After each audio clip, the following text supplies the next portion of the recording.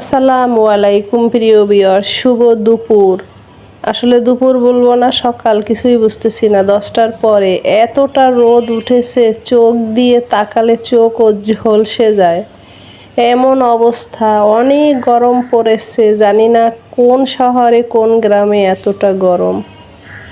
তো সকালবেলা আমার পোষ্য সোনাকে খাইয়ে দাইয়ে দিয়েছি। সেই দেখুন গরমে অতিষ্ঠ হয়ে কখনো এসি রুমে যায়, কখনো আমার পাশে এসে এরকম শুয়েই থাকে আজ 2 দিন ধরে। গরমের চাপ অনেক বেশি হয়, তো তার জন্য ওরও গরম লেগে গেছে। তো আমরা তো মানুষ, বলতে পারি, বারবার গোসল করতে পারি প্রয়োজন থাকলে, আবার প্রয়োজন না থাকলেও এসি রুমে যেতে পারি, কিন্তু ও তো বলতে পারে না। যাই হোক, ওকে খাবার দিয়ে, অতিথি পাখিদের খাবার ব্যবস্থা, ওরা খেয়ে দিয়ে, বৃষ্টি পড়েছে চালগুলোর উপরে কেমন বসে গেছে, খেতে পারতেছে না, এটা পাল্টে আবার নতুন করে দিচ্ছি খাওয়া।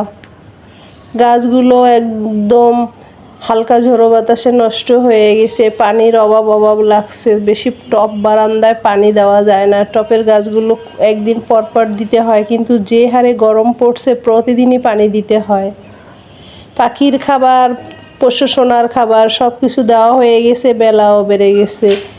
এবার সকালের আমার খাবারের পালা। তো এই গরমে কি খাবো, একটু পান্তা ভাতের সঙ্গে লেবু চিপড়ে দিচ্ছি, একটু গোশ নিয়েছি অল্প করে, একটা চিচিঙ্গা ভাজা নিয়েছি, চটকে পানির সাথে লেবুর রস মিলিয়ে এইটা খেলে অন্তত পেট ভালো থাকবে, গরমের চাপটাও কম লাগবে। সকালবেলা পার হয়ে প্রায় 11টার পরে এই খাবারটা আমি খেতে বসেছি। আর সকাল থেকে ভ্যাপসা গরমে খেতে ইচ্ছে হয়নি, শুধু পানি ছাড়া।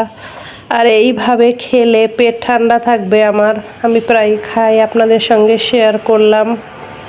ভাত মাছের চেয়ে, গোশের চেয়ে পান্তা ভাতের সঙ্গে লেবু চিপড়ে যদি মাছ গোশ দেওয়া হয় তাহলে কিন্তু সেইটা খেতে খুবই সুস্বাদু হয়। আর একদম গরম গরম ধোয়া ওঠা ভাতের সঙ্গে এখন খাওয়াই যাবে না, যে গরম পড়েছে। তো খেয়ে নিচ্ছি, আমার কাছে খুব সুস্বাদু লাগছে। আপনারাও খাবেন এই গরমে একটু পান্তা ভাত, লেবুর পানি, সঙ্গে একটু গোশ, আলু মাছ মিলিয়ে চটকে খেলে না দারুণ লাগবে, পেট ঠান্ডা থাকবে এবং গরমের চাপও কম হবে। খেয়ে দেখবেন অবশ্যই, তারপরে আমাকে কমেন্টস করবেন। এতটা ভালো লাগে শারীরিক গরমের ভিতরে এই খাবারটা। যারা কাঁচা লবণ খান সঙ্গে একটু লবণও নিয়ে নেবেন, আরও ভালো লাগবে।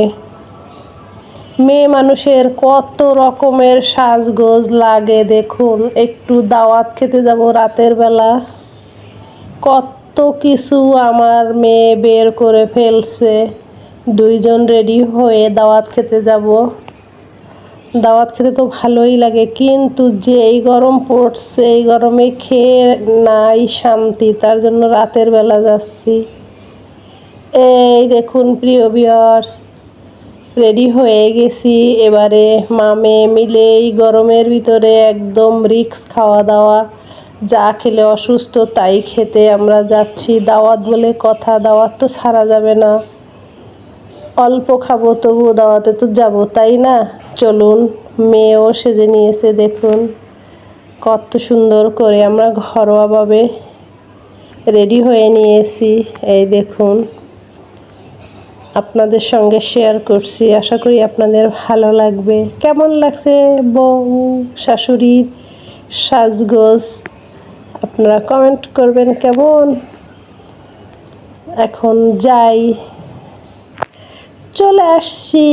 এই দেখুন, আপ্যায়ন চলছে। আমার আন্টি মা আমাকে শরবত খাইয়ে দিচ্ছে, লেবুর শরবত। পেট ঠান্ডা হবে এই খাবারে, বুঝে গেছি আমি তাই খেয়ে নিচ্ছি আন্টি মার হাতে। পাশে আমার কে বসা জানতে চাইলে কমেন্ট করবেন, আমি বলবো না। আপনারা আবার জানতে চাইলে তখন আমি উত্তর দিব।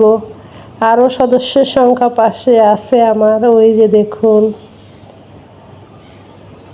এই আর কি, খাওয়া দাওয়া, নাস্তা, শরবত, মিষ্টি চলছে।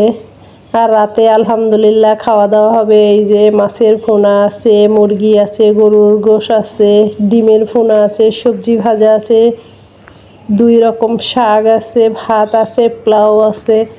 ঘটনা হলো গরম, এত কিছু খেয়ে সহ্য কি করে করব জানি না। দোয়া করবেন, আপনাদের জন্য দোয়া করছি। কেমন আজকের মতো বিদায় নিচ্ছি প্রিয় ভিউয়ার্স, আল্লাহ হাফেজ।